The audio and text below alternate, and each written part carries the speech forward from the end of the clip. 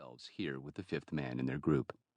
Though they all were still as stones now, they had been a blur of activity over the past week. They had surveilled targets, developed op plans, established covers, memorized their primary, secondary, and tertiary exfiltration routes, and coordinated the logistics of the mission to come. But preparations were now complete, and there was nothing left to do but sit and wait for darkness. A rumble of thunder rolled in from the south.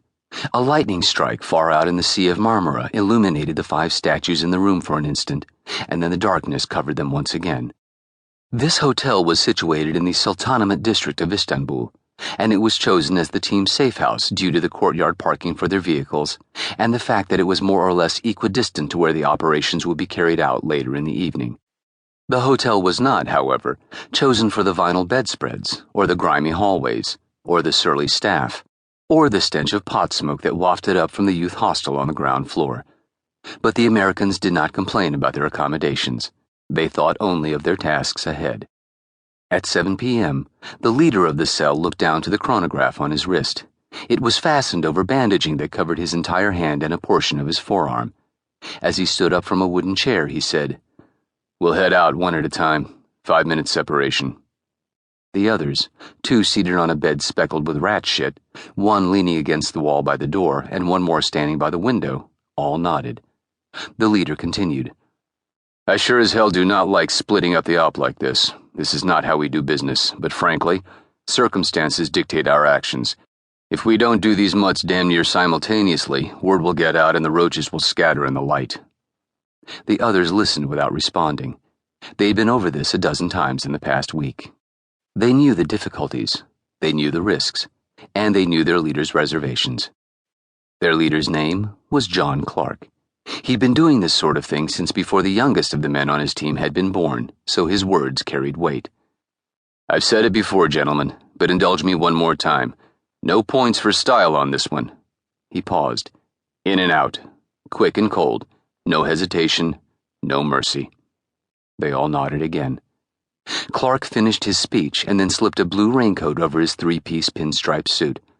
He stepped over to the window and reached out with his left hand, shaking the offered left hand of Domingo Ding Chavez. Ding was dressed in a 3/4-length leather coat and a heavy watch cap. A canvas bag lay at his feet. Ding saw perspiration on his mentor's face. He knew Clark had to be in pain, but he'd not complained all week.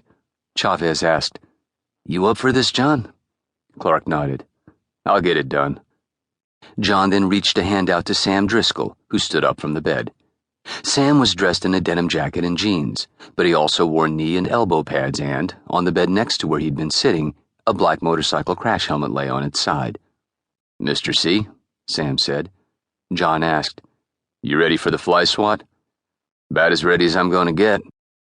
"It's all about the angle. Get the angle right, commit to it, and let momentum do the rest."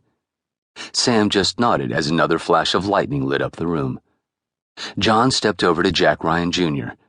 Jack was in head-to-toe black, cotton pants, a pullover knit sweater, and a knit mask rolled up above his face so it looked like a watch cap, similar to the one worn by Chavez. He also wore soft-soled shoes that looked like black slippers. With a handshake, Clark said, "Good luck, Junior," to the 27-year-old Ryan.